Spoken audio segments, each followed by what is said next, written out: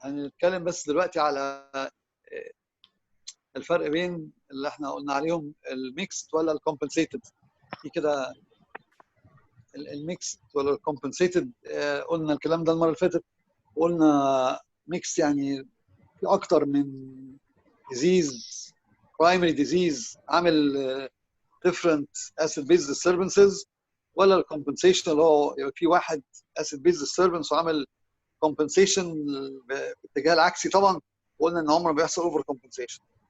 دلوقتي لما يبقى في metabolic acidosis، لما في metabolic acidosis يبقى ده البايكارب قليل، مش كده؟ عمرو انتوا معايا دلوقتي؟ عشان انا الحته دي بس بتبقى عاوزه يعني الواحد يمشي فيها خطوه بخطوه عشان ما يغلطش، عشان اللي ما غلطش. مع يبقى حضرتك لو البايكارب قليل ده يبقى اسيدوزز، وكل ميلي ايكوفالنت الا عن النورمال اللي هو انتوا عارفينه حاجه بتاعت 25 ميلي ايكوفالنت او ميلي مول، ده بيقلل الكربون دايوكسيد لانه بيوشر الكربون دايوكسيد طبعا ب 1.3 مليمتر ميركوري. يعني كل ما البايكارب يقل بواحده كل ما الكربون دايوكسيد يقل بواحده و3 من 10، اللي هو الريسبيراتوري كومبنسيشن اللي هو الكوزمولز بريذنج، يعني اللي هو الواحد هيبقى عنده رابيد شالو بريذنج ولا زي ما انتم عارفين. يعني ميتابوليك الكالوزز كل زياده بايكارب ايكوفالنت بتزود الكربون دايوكسيد ب 0.7. طبعا 0.7 بس، قلنا المره اللي فاتت. ليه احمد عبد اللطيف ليه 0.7؟ ليه مش اكتر من كده؟ ليه مش 1.3 زي الاسيدوزز؟ علشان يعني الهايبو فنتيليشن مش بيبقى عشان الهايبوفنتيليشن لا يحصل، عشان في ليميت للهايبوفنتيليشن، لان في هايبوفنتيليشن في ليميت، فمش هيحصل، مش هيبقى الجسم متحمس يعمل هايبوفنتيليت زي الهايبرفنتيليشن بتاعت الاسيدوز. لو الريشيوز مش طبعا ممكن الريشيوز دي تبقى مختلفه من تكست لتكست، بس الريشيو مش ماشيه دي مع دي، يبقى الواحد يشوف ان دي ميكس مش كومبنسيت. دي الماجنتيود بتاعت الكومبنسيشن، مش المفروض تكون اكتر من كده. احنا قلنا امبارح او انتوا عارفين او قلنا الاسبوع اللي فات يعني ان في 4 ديستربنسز طبعا معروفين قوي من ايام سنه اولى وثانيه ولكن ممكن الواحد يديفلوب 3 بس مش ممكن يديفلوب 4. ممكن يديفلوب 3 مع بعض بس مش ممكن 4، وساعات الاثنين ديستربنسز يسينرجايز بعض وساعات يانتاجونايز بعض. ليه مش ممكن الاربعه مع بعض ابدا؟ احمد عبد اللطيف، ليه الاربعه مش ممكن يبقوا مع بعض؟ I think both respiratory disorders ما يحصلوش مع بعض. بالظبط، مش معقول هيبقى في ديبريشن للريسبيريشن وستيميليشن ريسبيريشن سيمالتينيوس، فمش هينفع. مش هينفع ابدا واحد يبقى عنده ريسبيراتوري اسيدوزز والكالوزز في نفس الوقت. اي حاجه ثانيه ممكن تبقى موجوده، ولو بقوا عنده 2 الكالوزز طبعا تبقى وحشه قوي. لو عنده 2 اسيدوزز يعني ريسبيراتوري اسيدوزز وريسبيراتوري وميتابوليك اسيدوزز بيسينرجايز بعض، عكس لما يبقى عنده اوريدي ريسبيراتوري الكالوزز مع ميتابوليك اسيدوزز. يوم ده كانه الريسبيراتوري الكالوزز كانها بتسهل على الميتابوليك اسيدوزز الكومبنسيشن، فساعات يانتاجونايز بعض، ساعات يسينرجايز بعض. والماجنتيود مره ثانيه مهم قوي الواحد يبقى عارفه، وانا لسه ما حفظتوش، انا ما حفظتوش لغايه دلوقتي، انا كل شويه لازم ارجع له. ما قلتوش كفايه وما عملتوش كفايه بحيث انه يبقى جزء مني اللي هو الجزء النون ديفيوزبل ده. عارفين في معلومات بتبقى نون ديفيوزبل خلاص تدخل في يعني تبقى جزء من البني ادم، معلومات ثانيه تبقى ديفيوزبل كل شويه تروح وتيجي. فيبقى حكايه الميتابوليك، لان في الريسبيراتوري بيبقى فيه اكيوت وكرونيك زي ما انتم عارفين. لان في الريسبيراتوري الكدني بتبقى بتاخد وقت عبال ما تكمبنسيت، وعلى فكره بتاخد وقت عبال ما ترجع في الكومبنسيشن، ودي بتعمل لنا مشاكل انتوا اكيد عارفينها، هنتطرق لها قريب دلوقتي. مفيش اوفر كومبنسيشن، مش ممكن واحد يبتدي باسيدوزز من الكومبنسيشن يبقى الكالوتيك، ما ينفعش. وممكن يحصل له كده لما الواحد يعالجه واللاج بيبقى في لاج في الكومبنسيشن، لكن عمره ما يحصل له اوفر كومبنسيشن ناتشرال، ما بيحصلش. مش ممكن البودي اوفر كومبنسيت، توصله النورمال لكن ممكن مشهور قوي المثال اللي كنت قلته المره اللي فاتت، مثالي اللي هو ايه بوست هايبركابنيك يا ربي ميتابوليك الكالوزز. يبقى العيان اللي كان عنده هايبر كابنيا او هايبر كاربيا وعنده ريسبيراتوري اسيدوزز وحطوه على فنتليتور والكربون دايوكسيد اتصلح، تلاقوا الكدني بتلاج عامله ميتابوليك الكالوزز، والالكالوزز تخليهم صعب ان هم يوين لان الريسبيريشن هيبقى انهبيتد بالالكالوزز. لكن عمرها ما بتبقى من الاول اوفر كومبنسيشن. فمره اخيره بقى لو في اسيدوزز يعني البايكارب قليل، يبقى كل واحد من الايكوفالنت بير لتر الا في البايكارب الكربون دايوكسيد بيقل ب 1.3 1 ل 1.3. اما في الالكالوزز لو في زياده في البايكارب كل واحد من الايكوفالنت زياده في البايكارب بتزود الكربون دايوكسيد ب 0.7. انتوا عارفين ليه ما بتبقاش ليبرال؟ عشان ما يحصلش ابنيا طبعا وانيبيشن ريسبيريشن. اما بقى في الريسبيراتوري في منهم اكيوت وكرونيك، لان الكدني بتاخد وقت عبال ما توصل، طبعا الريسبيريشن اسرع بكتير. هنا يعني بتدي الريسبيريشن الكدني تلاج. الريسبيراتوري اسيدوزز يعني ايه ريسبيراتوري اسيدوزز؟ يعني كربون دايوكسيد زياده، بس هنا بقى بال 10 ملي ايه يا ربي مليمتر ميركوري كربون دايوكسيد زياده بال10 هتفرق. 1. اما لو كانت كرونيك تبقى 3.5. يعني هي فرق كتير طبعا في الكرونيك. وفي الالكالوزز قله الكربون دايوكسيد ال10 بتقلل البايكارب ب2، ولو كانت في الكرونيك بتبقى 5 بالظبط. بتبقى تقريبا دبل، يعني بتبقى تقريبا دبل او اكتر شويه. اوكي، ممكن تلاقوا الارقام دي مختلفه من مكان لمكان شويه، مختلفه شويه. والارقام دي بتساعد في ايه؟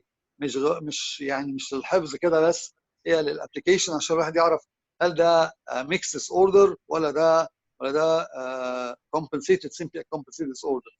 لو مش ماشيه مع الماجنتيود ده الماكسيمم ماجنتيود اللي ممكن يحصل، يبقى الموضوع ميكس مش سيمبل كومبنسيشن. هي طبعا دي من الحاجات اللي عاوزه زي ما كنت دايما بقول عاوزه تبقى سكالتشر. دي ملهاش فهم، دي عاوزه فهم بحاجات زي ما انا كاتب تحت ان ايه، ان الواحد في الميتابوليك بيتكلم على فرق في البايكارب 1 ملي ايكوفالنت، لكن في الريسبيراتوري بيتكلم على 10 ملم ميركوري بارشل بريشر. فدي بال10 دي بالواحد طبعا، لانه يعني مش عارف تبقى بال10، لو كانت بال10 في البايكارب بقت كارثه طبعا. لكن في فرق في المليمتر ميركوري بنتكلم على 10. فرق 10 ملم ميركوري بيفرق حاجه في البايكارب. اما في الثاني البايكارب بيفرق، فرق الملي ايكوفالنت بيفرق في الكربون دايوكسيد. دي بالملي في الميتابوليك بالملي ايكوفالنت، في الثانيه بال10 ملم ميركوري. واكيوت وكرونيك في الريسبيراتوري بس. فدي من الحاجات اللي عاوزه بقى الواحد يقعد يشتغل عليها لغايه ما يبقى عارفها. ولو الواحد ما اشتغلش انيستيست ولا انتنسيفست ولا انترنست ولا نيفرولوجيست ولا كريتيكال كير ولا حاجه، في الاغلب هينساهم لغايه نفتكرهم تاني. يبقى احنا كده الحته دي دكتور خلصناها. دكتور عاوز عندي تقولي سؤال. حاجه؟ هو الاكيوتو كرونيك ده يعني hours ولا days ولا ايه بالظبط، ولا حسب الكاز ولا ايه؟ لا هتاخد ممكن دايز، ممكن تاخد اوكي. دايز عبال ما يحصل الكومبليت، لان مش هتحصل ري ابزوربشن. التشينجز اللي بتحصل في الكيدني هتاخد وقت. فممكن تاخد a few days عشان يحصل فول كومبنسيشن. بيحصل الاول رابيد، بس عشان يحصل فول كومبنسيشن هتاخد a few days. وبتلاج بعد ما الواحد يصلحها بتكون a few days برضه. فالري ابزوربشن بتاخد وقت. ما اقدرش اقول لك قد ايه بالظبط، انا مش عارف قد ايه بالظبط، بس اب تو دايز. اوكي. هو الكومبنسيشن يا دكتور بيكون قد ايه تاني في الكدني؟ يعني الكدني بتكمبنسيت كل قد ايه مقابل ايه؟ هي مكتوبه قدامكم احنا بنتكلم على ريسبيراتوري، لان طبعا الميتابوليك ده الريسبيريشن هو اللي بيكمبنسيت، لكن احنا الريسبيراتوري هي الكدني اللي بتكمبنسيت. ففي الريسبيراتوري ديستربنسز الكدني بتكمبنسيت في الاكيوت اقل قوي من لما تكمبنسيت في الكرونيك عشان يبقى فول بلون كومبنسيشن. فيبقى اهو في الريسبيراتوري اسيدوزز فيها كربون دايوكسيد، عالي، فالكربون دايوكسيد العالي هيبقى قصاده الكدني هتلاقي ابزورب باي كارب عشان تكمبنسيت. الاكيوت ال 10 ملي متر ميركوري كربون دايوكسيد زياده كل 10 قصادهم 1 ملي ايكوفالنت باي كارب زياده. اما في الكرونيك بتبقى بالضعف تقريبا، تبقى تقريبا اكثر من ضعف، 3.5. يبقى 3.5. يبقى لو في كرونيك ريسبيراتوري اسيدوزز، يبقى عنده الراجل او الست عندهم اعوذ بالله هايبر كاربيا، كربون دايوكسيد ريتنشن، يبقى كل زياده في ال 10 ملم ميركوري كربون دايوكسيد قصادهم 3.5 ملي مول زياده في البايكارب. تمام. وده يعني يبقى كانه بيتند يبقى عنده ميتابوليك الكالوزز، بس ما بيبقاش عنده ميتابوليك الكالوز، ما بيوصلش. امتى بيبقى عنده ميتابوليك الكالوزز؟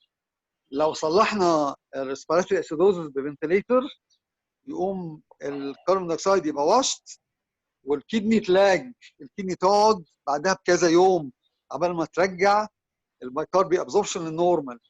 يقوم يبقى كده كاننا نقلناها من الريسبيراتوري اسيدوزز لميتابوليك الكالوزز.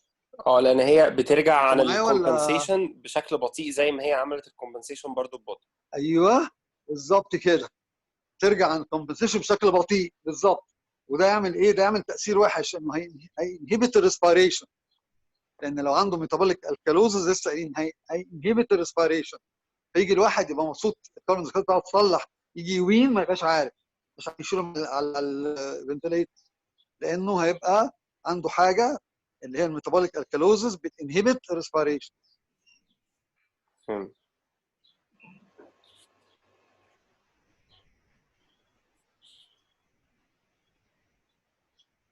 فيبقى عنده صعوبه في النقطه دي. عمرو انا معاكم كده تاني؟ يا دكتور حسين. اوكي. فبيقولوا عليها بوست هايبر كابنيك ميتابوليك الكالوز، وبيقولوا برضو بالظبط زيها بوست هايبوكابنيك ميتابوليك اسيدوزز. يعني بالعكس، بوست هايبر كابنيك ده ريسبيراتوري اسيدوزز يعمل بوست هايبر كابنيك ميتابوليك الكالوزز، وبوست هايبوكابنيك ميتابوليك اسيدوز. اوكي. اي هوب ان الكونسيبت ده يكون كلير، حكايه الكونيسيتي بس في الريسبيراتوري، بس لان احنا اللنجز ما بتبقاش فيها اكيوت وكرونيك، يعني الكومبنسيشن بتاع اللنجز ما فيهوش اكيوت وكرونيك. اللنجز بتعمل ريسبونس بتاعها بسرعه وخلاص. الكدنيز لا، لازم تاخد وقت. يبقى الواحد لو ابتدى بريسبيراتوري ديس اوردر وفي اكيوت وكرونيك، لو ابتدى ميتابوليك ما يبقاش فيه اكيوت وكرونيك، الكومبنسيشن بيحصل على طول ويخلص على كده. اوكي. So I hope that these things are clear and I hope that you work. If you're sitting for exams بقى, I don't know, exams that qualify you to have a license somewhere else or whatever بقى، ولا حتى عشان اللايسنس بتاعتنا الغبية دي، ولا إن شاء الله ما تحصل إن شاء الله، يبقى برضو تبقوا ريدي. خلاص يبقى احنا كده خلصنا الجزء ده. I hope that it's clear. و I hope عمرو I hope ان هم اي حد عاوز بقى الهاند اوتس بتاعت اللي انت كتبتها هي دي يبقى تبقى عنده، مش كده؟ هتبقى عنده طبعا، مش كده؟ تمام يا دكتور، حاضر. ماشي. دلوقتي هنتكلم عن حاجه ثانيه بقى، ازاي الواحد يكوركت. عاوز حد بقى يقول لي ازاي الواحد يكوركت ميتابوليك اسيدوز. ده برضه سيتويشن الواحد يتعرض له كتير ايا كان تخصصه. فازاي الواحد treatment of the يكوركت cause ميتابوليك اسيدوز؟ first. هو على حسب treat the الليفل انا cause اعرفه. مين اللي عاوز يقول؟ مين اللي هيقول؟ انا مثلا. طبعا. انت اشرف ولا مين؟ انا اشرف. طب يلا اشرف، ازيك؟ عامل ايه؟ ازيك؟ اخبارك الحمد لله ايه؟ تمام. اللي انا اعرفه ان على حسب الليفل، لو ميتابوليك البايكارب ليفل مش واطي قوي، ممكن بس هتريت ذا كوز وهو هيصلح لوحده، مش شرط ادي الديفيسيت تاني كبايكارب يعني. ايوه. انما لو هو الديفيسيت بتاعه كبير، كان بايكارب حسب ما انا فاكر مساله 13 مساله 14، ممكن ادي من بره بايكارب 15 ل 10 يعني، صح؟ تبتدي تدي له بايكارب، صح؟ طب بايكارب قول لي بقى تفاصيل بايكارب، قول لي بقى البايكارب كام في المية وقد ايه وبتحسبها ازاي؟ هو نحسبها ازاي دي؟ كان في بنكتب على النت ليها كده ايكويشن، بحط الايتمز هو بيحسب لوحده بصراحه. ممكن انا موافقك ان الواحد مش لازم يبذل مخه اللي هو الهايست ليفل اوف انتليجنس اون ايرث بانه يعمل حاجه روتينيه، ولكن خلي بالك انه ممكن الحاجه دي تضيع. يعني ممكن قوي التكنولوجيا اللي دي كلها ما تبقاش موجوده، فنبقى رجعنا سكويرز ورا. لكن الاول هستعمل انهي محلول؟ 8 و4. 8.4. ده عبد اللطيف دلوقتي بيقول وهو اشرف بيقول 8.4 صوديوم بايكارب 8.4. فعلا ده في سولوشنز ثانيه في 5% وفي، لكن السولوشن هو يا بايكارب بتدي ايه تاني؟ ايه اللي ممكن الواحد يديه بدل بايكارب؟ ممكن الواحد يديه ايه بدل بايكارب؟ اسيتيت. رينجر لاكتيت. لاكتيت. يبقى لاكتيت يا بايكارب. مين اللي دايركت اكتر؟ طبعا مين دايركت اكتر؟ بايكارب. بايكارب. اكيد الدايركت اكتر البايكارب. اما اللاكتيت لازم يتحول لبايكارب في الليفر. فطبعا بنستعمل بايكارب، ما حدش بيستعمل لاكتيت. يعني اللاكتيت قليل بنستعمله. لاكتيت درينجر ساعات دي طبعا في الهايبوليميا، انتوا اكيد عارفين. لكن الصوديوم بايكارب اللي هو 8.4. اشمعنى 8.4؟ ليش اشمعنى بنعمل دي 8.4 يعني؟ اشمعنى؟ المول 84 مللي جرام. لانه ايه؟ المول بايكارب بيبقى 84 مللي جرام، يبقى كده وبعدين يعني 8.4 جرام في الليتر، في الديسي لتر. يعني هيبقى التركيز بتاعه 1 ملي مول بر ملي لتر. بالظبط كده. بالظبط. الرقم ده تم اختياره بالذات عشان يبقى في كل ملي لتر في 1 ملي مول. فيبقى الواحد يقول ايه؟ انا عاوز 50 ملي مول صوديوم بايكارب، يبقى 50 ملي لتر، ما بقاش فيها اي انترميديتس ولا فراكشنز. يبقى دي تساوي دي على طول. يبقى هم في كونسنتريشن ثانيه طبعا، لكن هو ستاندرد 8.4 عشان تبقى ايه؟ عشان تبقى على طول الملي مولز اللي محتاجينها من الصوديوم بايكارب. طبعا ملي مولز او ملي ايكوفالنس، يعني هي اللي محتاجينها ميلز اوف ذا سولوشن. ذات از واي. وايه بقى الايكويشن؟ طبعا كويس قوي الواحد يعرف الايكويشن، يطلعها ما 0.3 يحسبهاش في هو، بس الويت. يبقى عارف ايه يس. ايه. 0.3 ايوه في الويت. قول يا احمد. كام؟ هتكون 0.3 0.3 في الويت. تمام. في البيز تمام. اكسس. في البيز اكسس. تلت البودي ويت او خمس البودي ويت. ليش معنى الرقم ده؟ ليه اختاروا خمس او تلت البودي ويت؟ عشان الباقي هيتعوض بالكدني. لا، علشان ده الانترا طيب فاسكولار. اوكي. عشان ايه؟ علشان ده اللي هو الانترستيشيال بالظبط. مع الانترا عشان فاسكولار. البايكارب موجود جوه انترستيشال انترفاسكال اللي هو خمس البودي ويت. بالظبط، اللي هو خمس البودي ويت. هي الفكره، الواحد يبقى فاهم الايكويشن. مش مهم يفتكرها، ممكن يريتريف في اي وقت. بس برضه خلوا بالكم ممكن التكنولوجي دي ما فجاه تضيع منا، زي ما حاجات كتير ضاعت منا الايام دي، والله اعلم ان شاء الله ترجع. لكن ممكن الحاجات دي كلها اللي احنا عشان واخدينها فور جرانتد تضيع تاني. فجاست ان كيس الواحد يبقى عارف الايكويشن. طبعا بما انه ما يطبقهاش هينساها، بس برضه يبقى عارف هي طالعه الديفيسيت. لو طلع اشرف، انت قلت على كام بنحسب؟ على كام اشرف بنحسب على كام؟ هو الرقم اللي انا عارفه ده رقم رف كده في الطوارئ، يعني هم قالوا 13 ده بالنسبه لك ممكن تسمح بيه فيما فوق، انما لو اقل ممكن تدي بقى من بره بايكارب. كويس، صح، موافق. يعني كجنرال رول بتدي كام ملي مول او كام ملي لتر بايكارب كجنرال رول بقى؟ يعني انت هتحسب من كام لكام يا اشرف؟ على 20. يعني انت عاوز تبقى 10، لو هو 10 تديله كام له كمان 10. يا فندم؟ نرفعه يعني ل لو هو 10 15. انا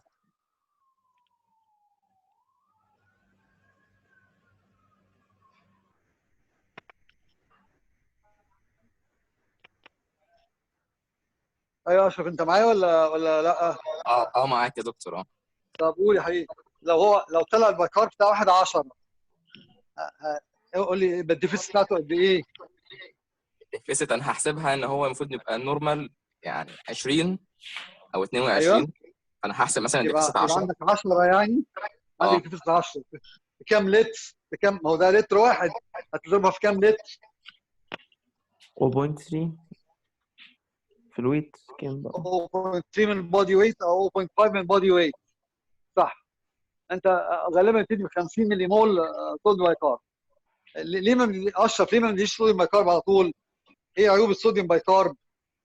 مليان سايد الورقه دي افكتس. موجوده عمرو، الورقه دي موجوده مش كده؟ اه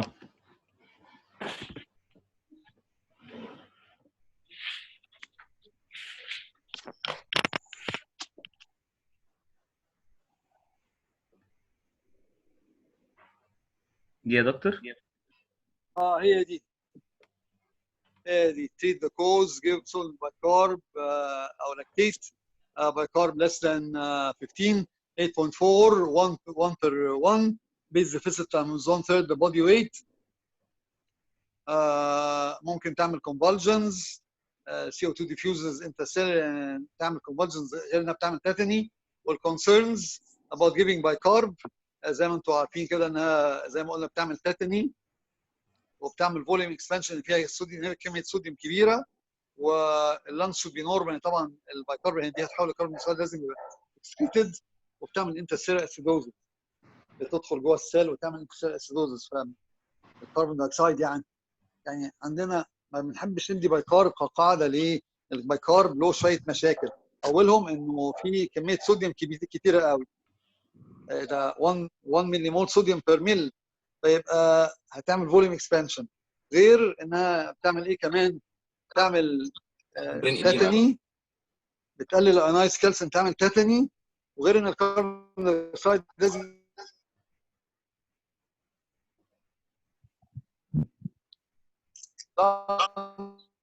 لو كانت فيها اللنج مشكله مش هتنفع. اوكي، تمام. يبقى هنقف عند دي النهارده ونعمل بقى الاشعاعات. يعني حته الاسيد بيز انا هوب انكم تكونوا عارفينها، واقروا شويه في الاسيد بيز انتربريتيشنز. ويمكن نسينا نقول حاجه على الفي بي جيز. حد يقول لي كلمه على الفي بي جيز؟ فينس بلاد جاسز از اوبوست تو اي بي جيز. اوكسجينيشن ما بنحكمش على الاكسجينيشن فيها. مش بنحكم على البارشال بريشر بتاع الاكسجين. لكن طبعا اذا كنا عاوزين نعمل اسيد بيز ستيتس فممكن قوي نعمل في بي جيز بدل اي بي جيز. احنا كنا المره اللي فاتت قلنا one of the rules of interpreting ABGs is reactions of an enraged young man to remind me how important Francis is to me. And now, my mother died. The only family I have left. Trust Francis Underwood with my life, with our nation, with our future. I hope you will too. عمرو احنا ممكن نعمل ايه؟ ممكن يا دكتور حسين مع حضرتك. ممكن بقى نعمل الايمجز. يا دكتور.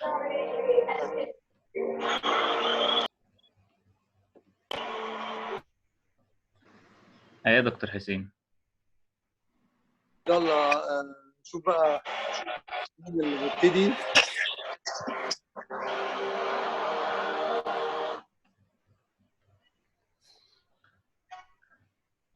نبدأ بالتشست ولا حضرتك حابب حاجة تانية؟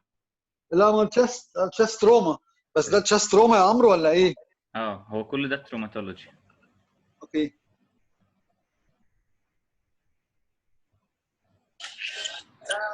الحاجة اللي حضرتك مش عايزها ممكن نمشيها.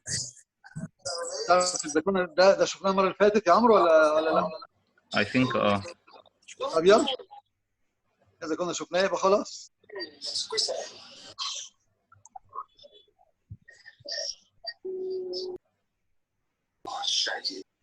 وده شفناه برضه يا عمرو مش كده؟ كانت الهيتس هيرنيا. بالظبط. ودي الاستومك. ودي الستامك. دي اندوتراكيال تيوب. ودي كنت انت شفتها يا عمرو مش كده؟ البوليت دي. تمام. ايوه. اوكي. تقريبا دي مش عارف احنا شفناها ولا لا. دي ما شفناهاش. دي انا شفتها يا دكتور، هي تريكيو برونكال انجي. تمام صح. اللي كانت السيرجيكال انفيزيما والنومو ميديستاينم. تمام. ماشي. ماشي خلاص يلا.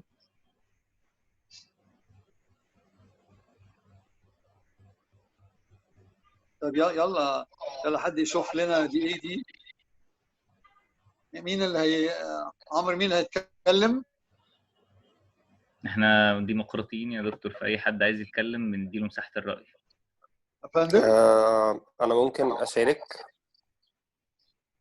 طبعا يلا يلا مين اللي بيتكلم دلوقتي؟ ديفيد. ديفيد، يلا يا ديف، يلا حبيبي، يلا ازيك، هيعمل ايه؟ ازي حضرتك يا دكتور؟ تمام الحمد لله. آم،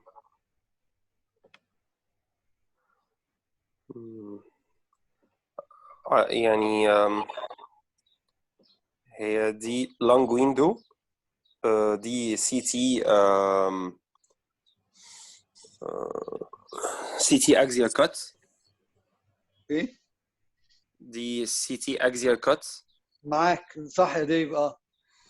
اللي انا شايفه ده اللونج ويندو. ده لانج ويندو فعلا؟ انت متاكد ده لانج ويندو؟ ايه رايك؟ هل الديتيلز بتاعت اللانج باينه يا ديف؟ هل اللانج ديتيلز بتاعتها باينه ولا اللانج لا باينه كلها؟ لا انا I'm mistaken. ما جراش حاجه، لا ما كلنا بنعمل 6 طول الوقت. ما 6 are methods to understand things clearly. فضل الغلط على الصح كده على فكره، ان الصح منتبه بانه صح ما بيعلمش حد، لكن الغلط بيعلم الناس. فما تقلقش، كلنا بنعمل اخطاء طول الوقت. فيبقى ده ميديا ستاندر ويندو، سوفت ويندو يعني. ايوه. وايه اللي باين بقى؟ في صبغه ولا مفيش صبغه؟ في ايه؟ في كونتراست، في اي بي كونتراست ولا من غير اي بي كونتراست؟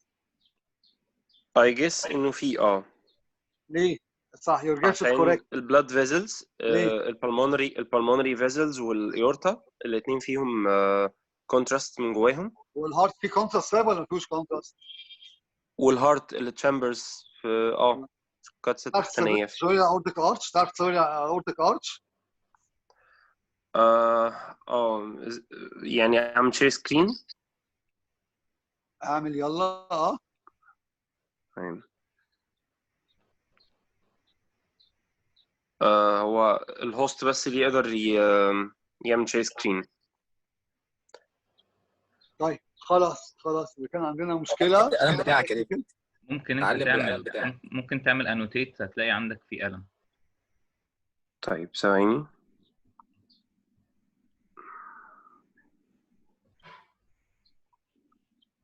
اوكي تمام. يلا دوست على القلم ولا لسه؟ على مهلك.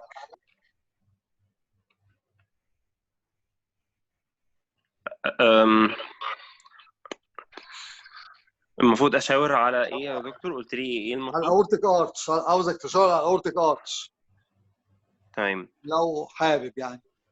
اوكي.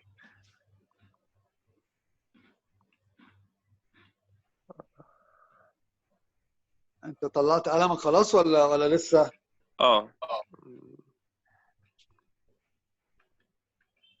ده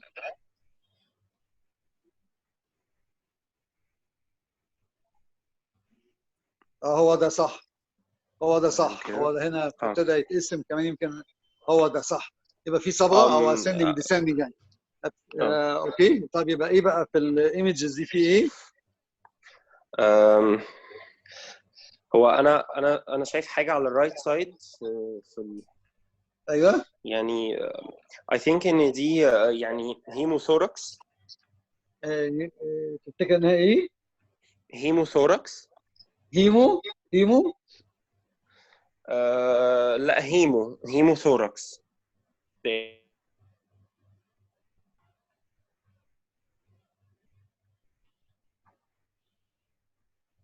مش هوا. هيموثوركس، كلامك صح. يعني برودلي فلويد يعني تقصد، مش كده؟ بالظبط. عشان هو هيبقى. طب لما كانش تروما ممكن ما يبقاش هيمو، لكن كلامك صح. وده كميه كبيره ولا كميه صغيره دي يا ديف؟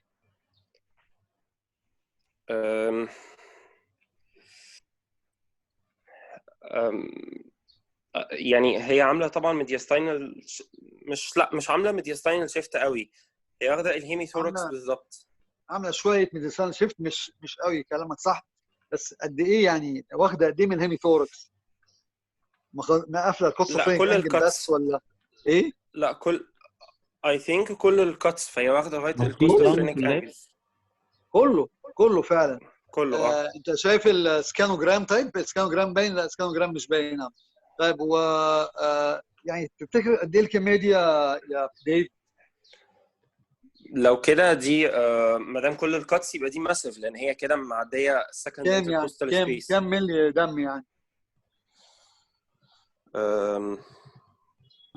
more than 2 liters. لا ايوه مش متاكد. صح. لا انت مش قلت 2 لترز ولا انا اللي قلت ولا انت اللي قلت دلوقتي؟ مين اللي قال، انت ولا مين؟ لا تقريبا احمد. طيب قلت دلوقتي لتر. ما ديف، لا عاوز اسالك سؤال. تفتكر في حد شجاع؟ تفتكر في حد ايه شجاع يا ديف ولا تفتكر ما فيش؟ مش سامع. تفتكر في حد شجاع ولا مش حد شجاع؟ بسالك سؤال بره يعني. في حد اه شجاع تفتكر؟ اه كتير ولا قليل؟ الشجعان كتير ولا قليلين؟ يعني وسط. لا بس اللي انا عاوز اقوله لك ايه، انه اللي بيبدو ليك شجاع ممكن يكون شجاع خالص، فانت مالكش دعوه هو حاسس بايه، انت ليك دعوه بيتصرف ازاي. انت مش مهم حد قال ولا حد قال، المهم انت عرفت في الاخر. يبقى 2 to 3 لترز فعلا. هو كنت اسالك ايه؟ انا بقول لك ده نومونكتومي، الراجل ده عمل نومونكتومي، ودي كولكشن بعد النومونكتومي، ايه رايك؟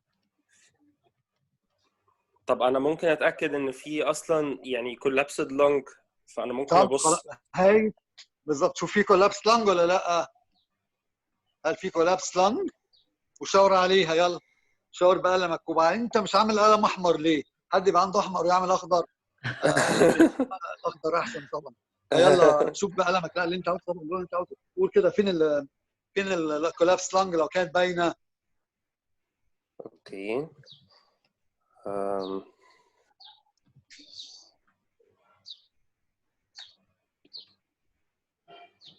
ايوه راحت فين دلوقتي؟ يلا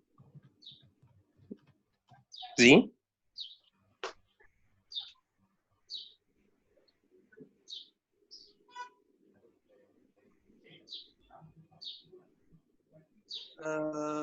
فين هي؟ لا مش شايفها خالص.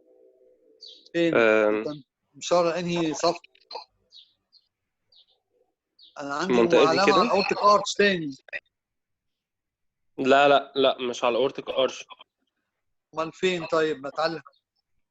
اوكي انا مشاور بالاحمر المره دي. اوكي يعني تحت الاورتيك ارش، تمام تحت يبقى كده هي على دي. انا شمال. مش عندي العلامه، ما اعرفش ليه، بس هي دي فعلا. دي يعني هي دي تقصد يا جديب ولا ايه هي دي؟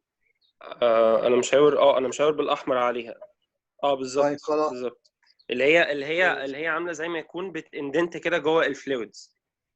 تمام هايل. طب وايه ايه اللي بتاع الراميفاينج اللي جواها ده؟ ايه الحاجه الراميفاينج اللي جواها؟ يعني حاجه ده كده. ممكن يكون ده البرونكس، باعتباره ان هو حاجه برافو كارتليجينس عليك، فمش برافو عليك. هتكولابس. بيقولوا عليه ايه المنظر ده؟ صح، بيقولوا عليه ايه المنظر ده لما يبقى البرونكس راميفاينج بالشكل ده؟ بيقولوا عليه ايه؟ مش متاكد. بيقولوا عليه اير برونكوجرام، بيقولوا عليه اير برونكوجرام. اوكي ده تمام. بقى برونكوجرام ازاي بالهواء؟ لان زي ما انت قلت، هو ليه المنظر ده بان يا ديب؟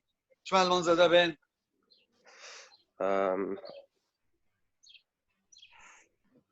هل المنظر ده بيبان نورمال؟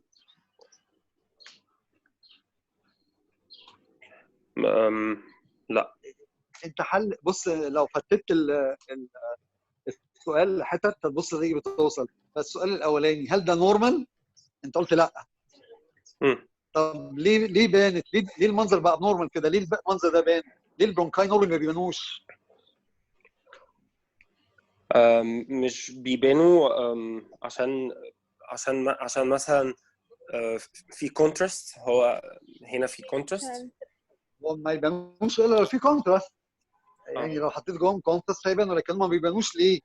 ليه هم جواهم هوا ما بيبانوش نورمالي؟ ليه ما بيبانوش نورمالي؟ عشان مفيش كونجيشن. يعني عشان بالضبط كده، يعني عشان الالفيولاي كمان فيهم ايه، عشان الفيولاي اللي حواليهم فيهم ايه كمان، في